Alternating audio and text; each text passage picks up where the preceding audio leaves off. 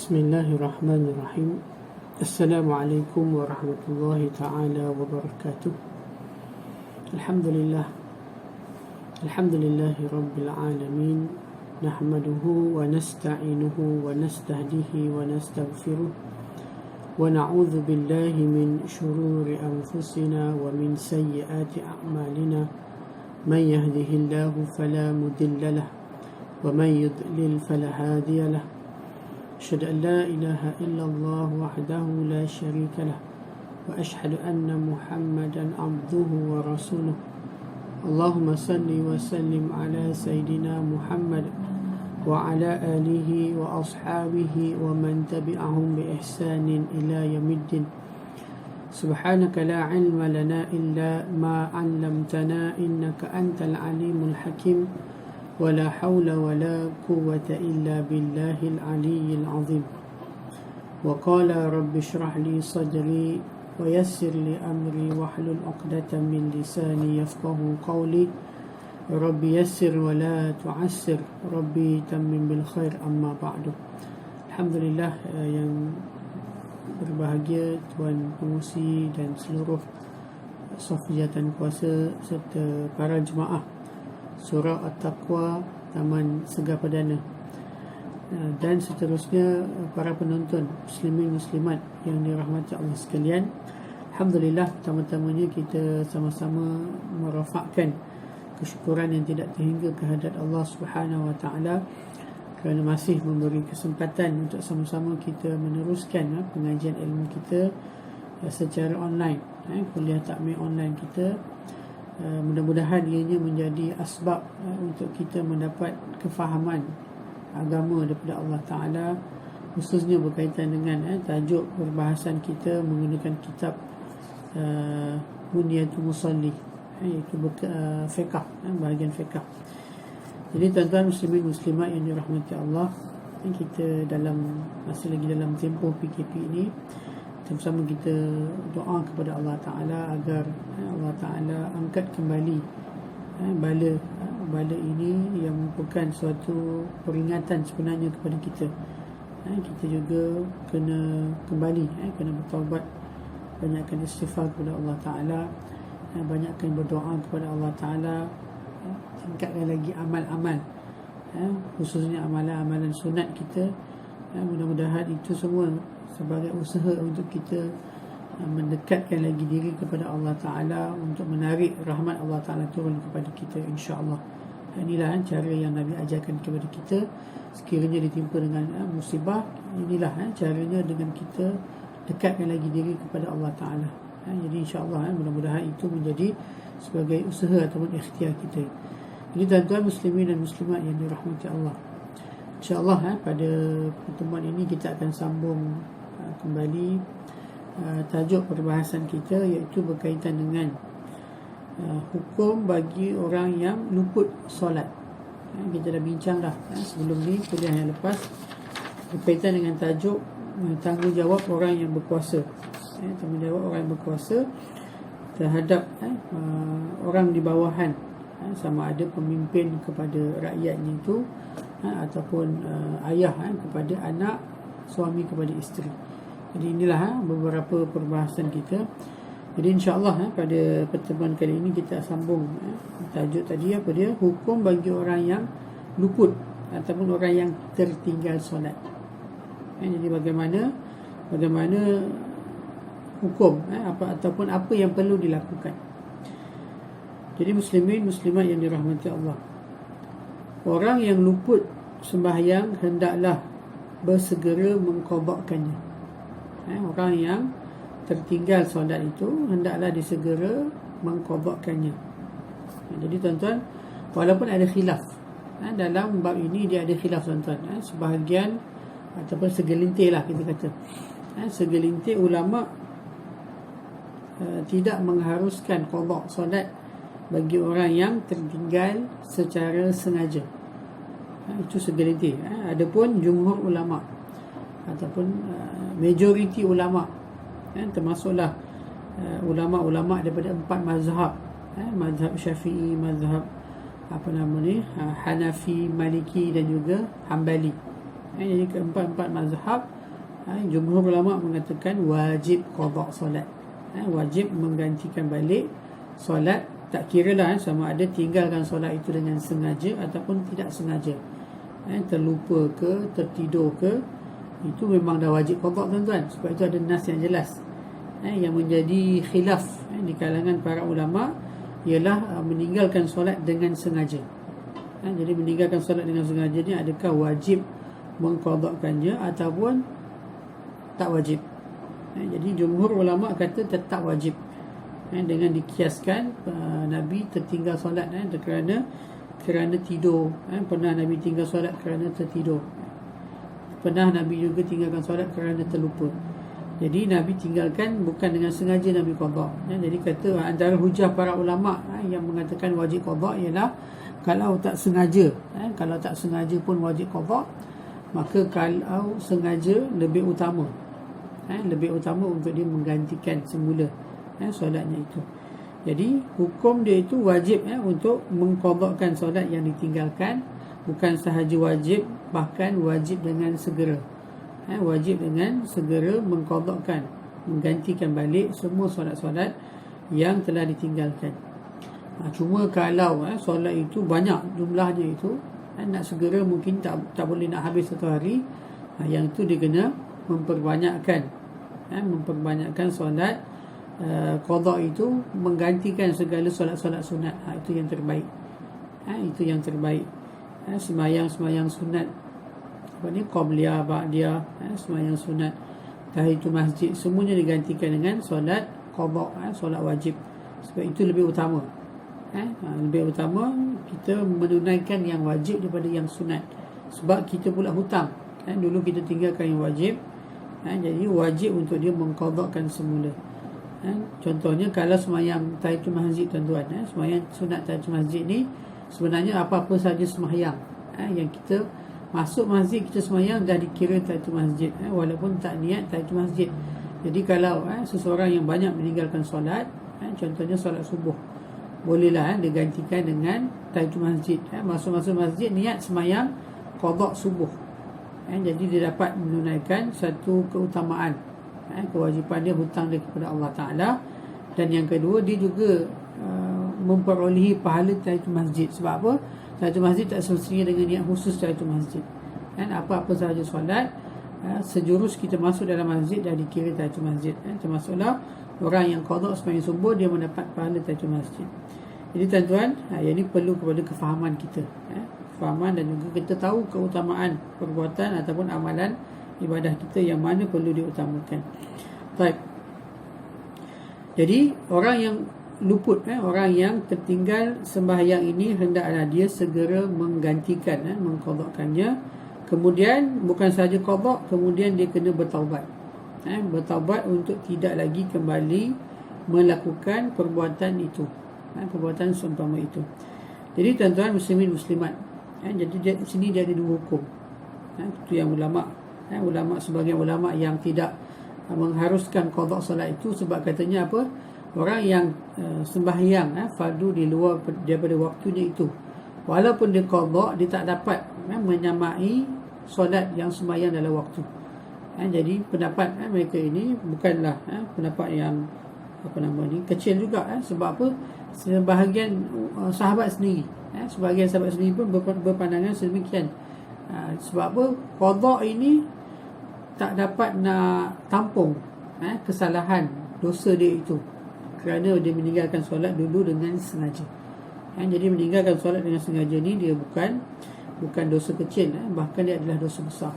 Sekalipun kita qada, tetap wajib bertaubat.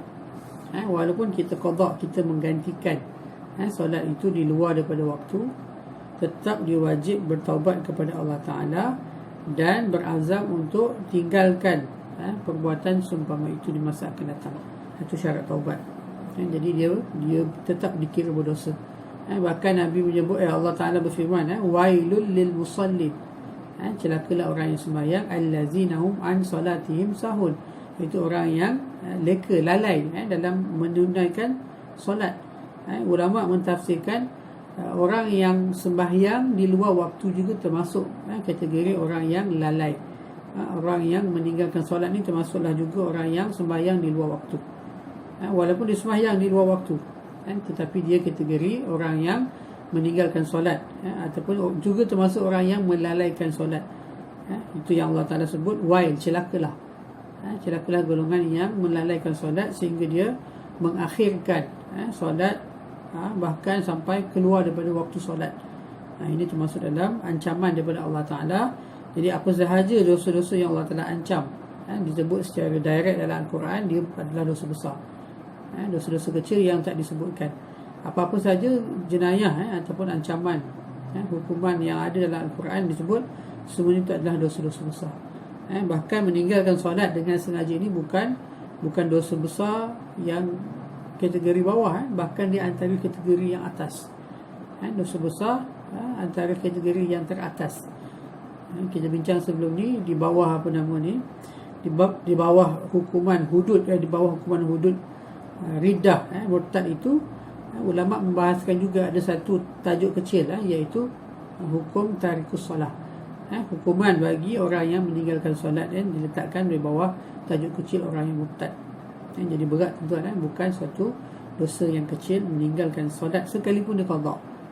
Sekalipun dia qada di waktu akan datang, kecuali kalau ditinggalkan tu kerana tertidur, kerana tak sengaja, kerana terlupa, iaitu tak berdosa tapi tetap wajib qada.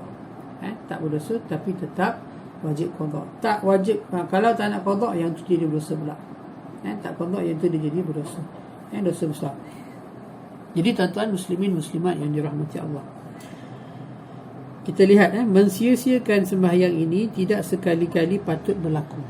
Mensia-siakan solat ni maksudnya kita sembahyang, tak sembahyang langsung ataupun sembahyang di luar waktu, sekali-kali tidak patut berlaku bagi orang yang beriman.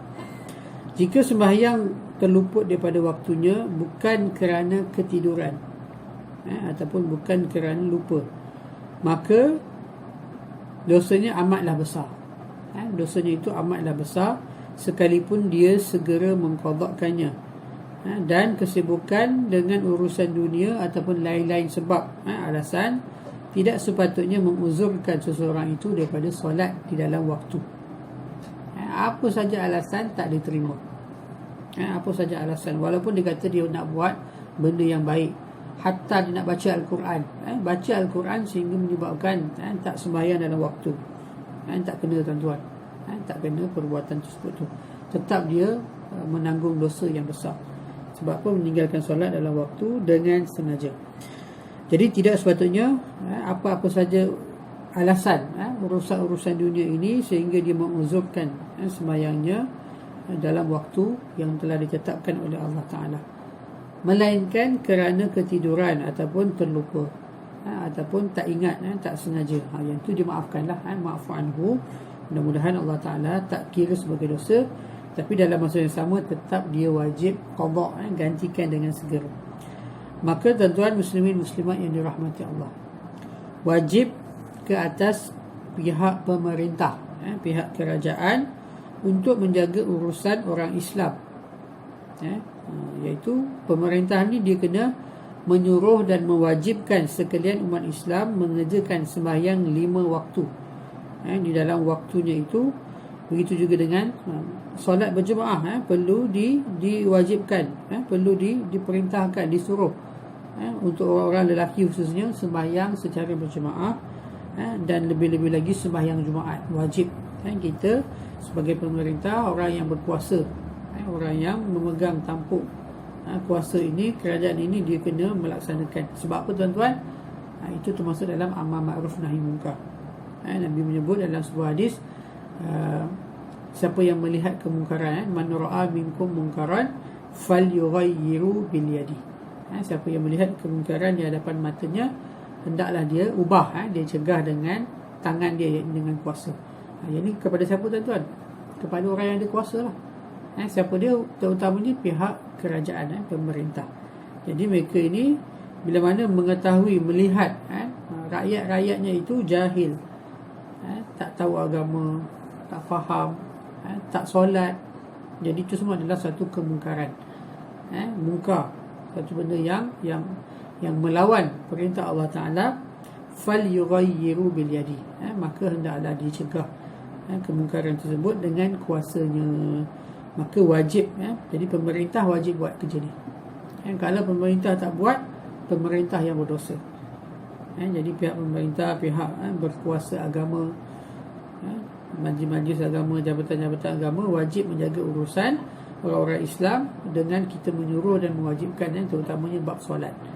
Sebab apa? As-salatu imanuddin. Solat itu adalah tiang agama. Saya teringat dulu antara kempen mula-mula dulu Tuan Guru ni almarhum Tuan Guru ni Aziz, dia naik menjadi Menteri Besar Kelantan dulu. Antara program kempen yang mula-mula dia buat dulu apa dia di negeri Kelantan, kempen solat berjemaah.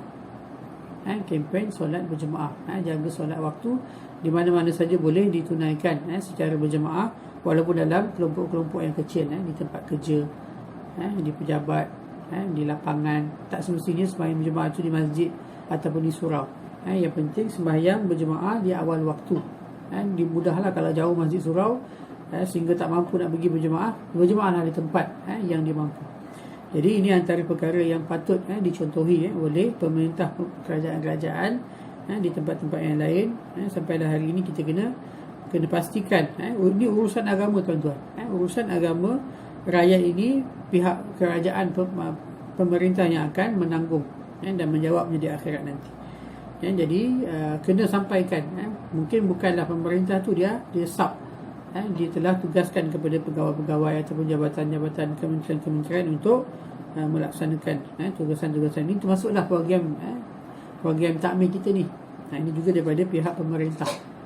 Dia mencari ustaz-ustaz, guru-guru ni untuk mengajar rakyat untuk kefahaman agama, faham perkara-perkara asas dalam agama, terutamanya dalam bab akidah, dalam bab fiqh, dalam bab tasawuf, tentang memahami tafsir Al-Quran dan juga hadis Nabi SAW. Jadi ini semua adalah antara perkara yang wajib dilakukan oleh pihak pemerintah kepada orang di bawahannya itu. Begitu juga seorang ayah, seorang suami wajib menyuruh anak isterinya itu solat, wajib menyuruh anak isteri itu mengaji, memahami tentang hukum hakam agama Allah Ta'ala ini, supaya mereka ni tidak terjebak dalam kesesatan, kejahilan dalam amalan. Jadi tuan-tuan muslimin muslimat yang dirahmati Allah, ini antara usaha-usaha yang sama-sama wajib kita sokong dan dokong. Bahkan wajib ke atas pemerintah untuk memastikan rakyatnya itu menjaga solat. Jadi kena ambil tindakan kepada mana-mana majikan yang tidak membenarkan pekerjaan itu solat. Sebab apa? Kita tahu hari ini banyak rumputan untuk solat Jumaat. Banyak pekerja-pekerja yang majikannya itu tidak membenarkan mereka ni pergi sembahyang Jumaat. Ini masalah, tuan-tuan. Jadi pihak pemerintah kena ambil tindakan untuk memastikan semua orang Islam menjaga hukum hakam syariat Allah Ta'ala ni, termasuklah perkara yang besar. Solat Jumaat ni hukum dia fardu ain, tak boleh buat di tempat kerja, tak boleh buat berjemaah di mana-mana kecuali di masjid yang telah ditetapkan oleh pihak pemerintah ada sembahyang Jumaat. Demikian juga diwajibkan ke atas pemerintah untuk menyeksa.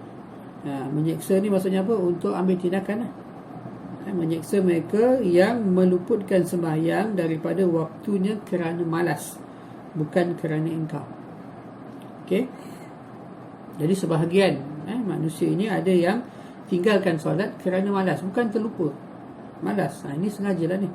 Jadi pihak pemerintah kena ambil tindakan sehingga boleh dia menyeksa ataupun merotan ataupun memenjarakan, kena gunakan tindakan undang-undang ataupun sedikit kekerasan sebagai ugutan supaya mereka ni dan masyarakat umum tidak bermudah-mudah meninggalkan solat. Jadi wajib pemerintah menyeksa ataupun mengambil tindakan kepada mereka yang sengaja meninggalkan solat kerana malas, bukan kerana engkar. Kalau engkar ni tuan-tuan dia bab lain pula. Tinggalkan solat kerana engkar maksudnya tinggalkan solat kerana menganggap solat itu tidak wajib. Yang ni lagi berat, tuan-tuan. Yang pertama tadi apa? Tinggalkan solat sebab malas, tetapi dia masih mengakui kewajipan solat. Yang ni pun kena ambil tindakan oleh pihak pemerintah. Apatah lagi orang yang tinggalkan solat dengan sengaja, orang Islam yang tinggalkan solat dengan sengaja kerana menganggap solat itu tidak tidak wajib. Dia ingkar perintah wajib. Yang ni lagi berat sebab dia telah murtad. Ini kategori murtad, orang yang terkeluar daripada agama. Jadi orang yang tinggalkan solat kerana malas pun disuruh oleh pihak pemerintah untuk mengambil tindakan. Mereka hendaklah disuruh bertaubat dan sembahyang. Mereka hendaklah disuruh bertaubat, sembahyang untuk masa akan datang, dan qada, kena gantikan balik sembahyang-sembahyang dia yang lepas. Ini tanggungjawab pihak pemerintah kerajaan. Dan jika mereka ini tidak patuh, dia tinggalkan solat kerana malas, pihak pemerintah kena minta dia bertaubat, qada balik sembahyang dia, dan mula sembahyang pula. Jangan masa akan datang jangan tinggalkan lagi sembahyang. Kalau mereka ini tidak patuh dengan arahan pemerintah, maka pada ketika itu darah mereka ini halal dibunuh. Berat tuan-tuan, sampai begitu sekali. Orang yang meninggalkan solat dengan sengaja, sama ada malas ataupun engkar, dan tak nak bertaubat, tak nak kembali bertaubat kepada Allah Ta'ala, tak nak qada balik sembahyang-sembahyang yang lepas, ketika itu hukumnya darah ni halal dibunuh. Hendaklah dibunuh, diperangi atau lain-lain, sehingga mereka ni mengerjakan kembali ketaatan kepada Allah Ta'ala. Lebih-lebih lagi dalam perkara asas dalam agama. Sebab apa? Solat ni adalah rukun Islam, perkara yang paling asas dalam agama. As-salatu imanuddin. Solat itu adalah tiang agama. Man aqama as-salah faqad aqama ad-din. Siapa yang mendirikan solat, dia telah menegakkan agama. Wa man tarakaha, siapa yang meninggalkan solat, hadamadin, faqad hadamadin, maka sesungguhnya dia meruntuhkan agama. Jadi orang yang sengaja meninggalkan solat, tak nak bertaubat, tak nak qada balik, dia adalah peruntuh agama Allah. Jadi pihak pemerintah dia kena ambil tindakan kepada orang yang meruntuhkan agama Allah Ta'ala ini. Jadi wajib suruh mereka ni bertaubat. Kalau tak nak, ambil tindakan. Boleh dibunuh, boleh diperangi. Jadi kita lihat zaman Sayyidina Umar, Sayyidina Abu Bakar, Sayyidina Abu Bakar As-Siddiq, ketika mana dia menjadi khalifah setelah kewafatan baginda Nabi sallallahu alaihi wasallam, ada satu kelompok manusia di kalangan sahabat yang murtad. Murtad bagaimana? Mereka mengingkari kewajipan zakat. Mereka mengatakan Nabi dah wafat, maka tidak wajib lagi membayar zakat, dan mereka tak nak bayar zakat. Dan berita ini sampai kepada khalifah, sebagai pemerintah Sayyidina Abu Bakar, dia bertanggungjawab. Maka dia telah mengarahkan bala tentera untuk memerangi kelompok ini, puak ini yang tak nak bayar zakat. Perang ni maksudnya apa? Sampai bunuh lah. Jadi kerana ketakutan, akhirnya mereka ni kembali membayar zakat, kembali taat. Jadi mereka ni bertaubat lah maksudnya. Jadi ini itu zakat, dan tuan apatah lagi solat. Solat lagi utama, lagi berat. Hukuman dia itu bila meninggalkan berbanding dengan zakat. Walaupun zakat juga adalah rukun Islam, tetapi solat ni adalah imanuddin, tiang kepada agama. Jadi tuan-tuan muslimin muslimat yang dirahmati Allah, jadi orang yang enggan, golongan yang meninggalkan solat dan enggan bertaubat dan enggan qada dan berubah sifatnya itu, sekalipun dia masih mengakui solat itu wajib, tetap mereka ini boleh diambil tindakan oleh pihak kerajaan, bahkan boleh dibunuh. Halal darah mereka ini dibunuh ataupun diperangi, sehingga mereka ini kembali mengerjakan solat, kembali taat kepada rukun-rukun agama Allah Ta'ala ini. Jadi ini adalah satu perkara yang berat, yang besar, bukan perkara yang main-main.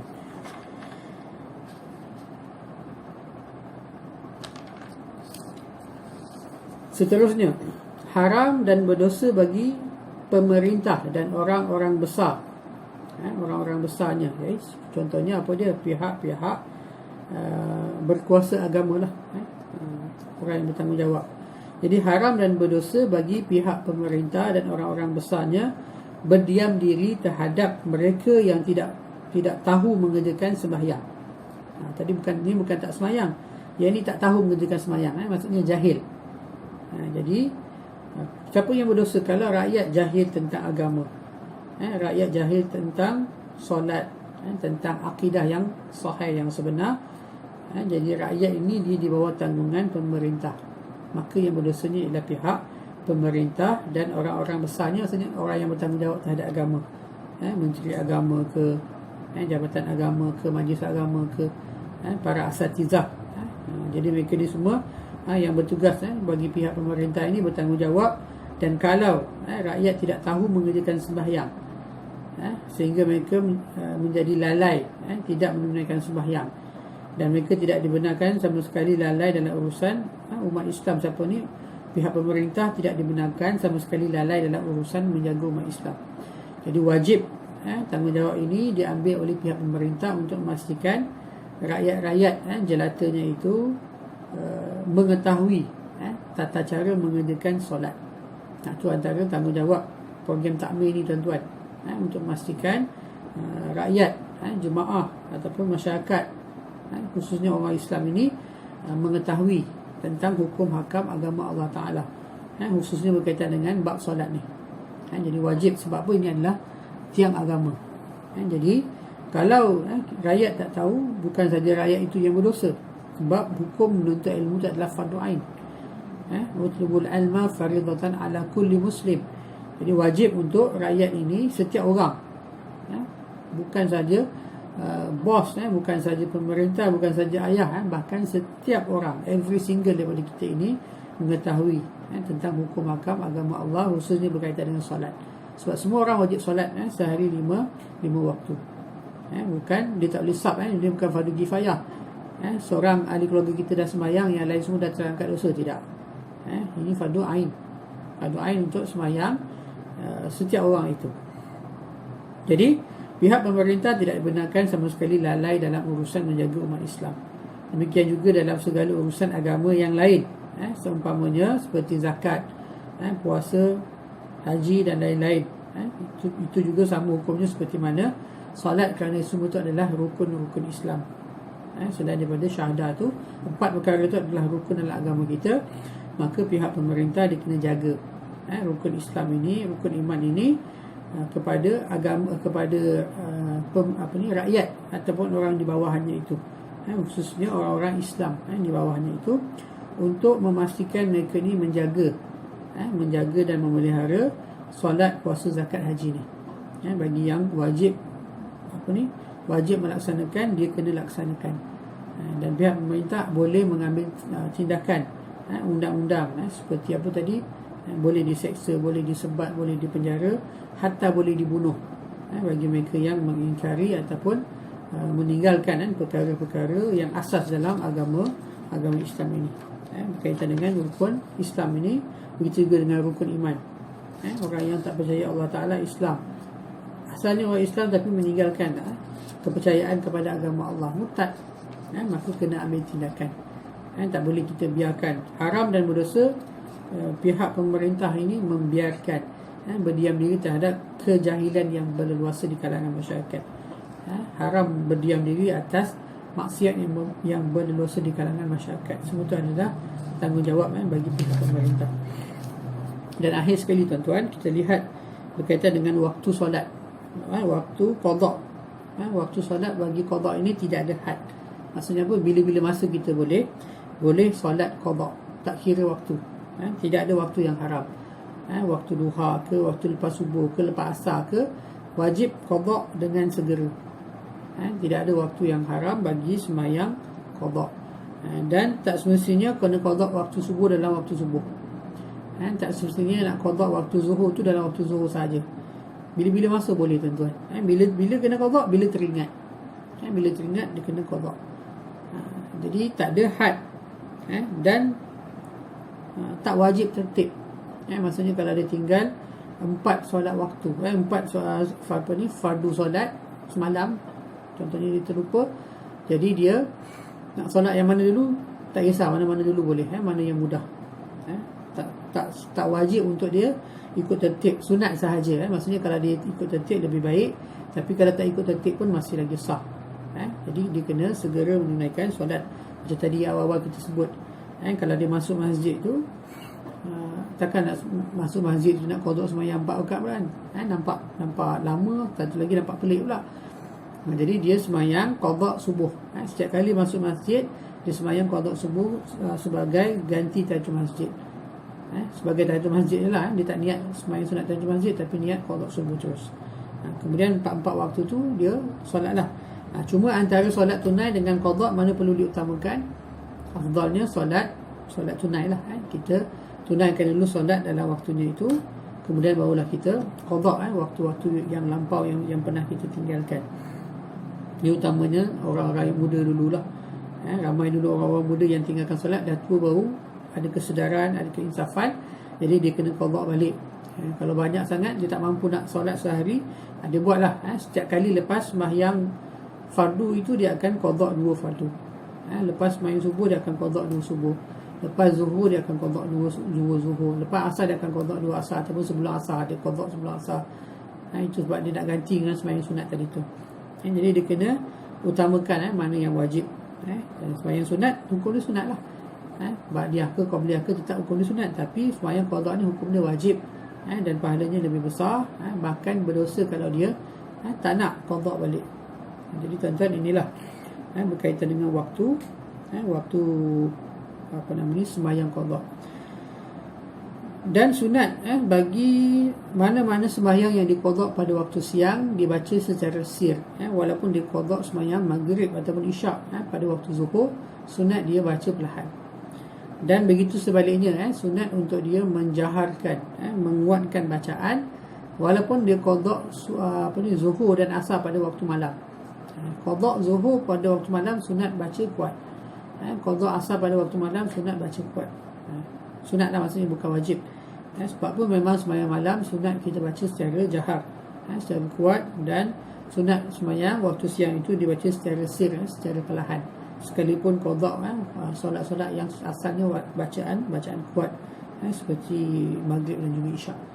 Jadi tuan-tuan, demikianlah antara beberapa perbahasan tentang hukum bagi orang yang luput sembahyang, hukum bagi orang yang tertinggal sembahyang. Yang pertama sekali, dia wajib qada dengan segera. Ini adalah pandangan jumhur ulama. Empat mazhab mengatakan wajib qada dengan segera, sama ada dia tinggal sengaja ataupun terlupa, ataupun tertidur. Tidak ada beza, tetap dia wajib qada. Cuma bezanya, kalau tertidur dan terlupa ni dia wajib qada dan dia tak perlu bertaubat lah. Mungkin dia istighfar je tu. Tapi kalau tinggal dengan sengaja, tuan-tuan, bukan saja wajib qada, bahkan wajib bertaubat. Wajib qada dan wajib bertaubat kepada Allah Ta'ala, dan tinggalkan perbuatan itu pada masa akan datang. Maksudnya jangan tinggalkan lagi solat, ganti solat, taubat, barulah sempurna syarat taubatnya itu. Jadi tuan-tuan muslimin muslimat, demikianlah perbahasan kita pada hari ini. Mudah-mudahan ada manfaat, ada kebaikan yang boleh kita ambil dan boleh kita amalkan dalam kehidupan seharian kita, insya-Allah. Jadi sekadar itu dulu tuan-tuan, apa yang baik daripada Allah Ta'ala, yang lemah dan kurang itu dinisbahkan kepada saya. Assalamualaikum warahmatullahi wabarakatuh.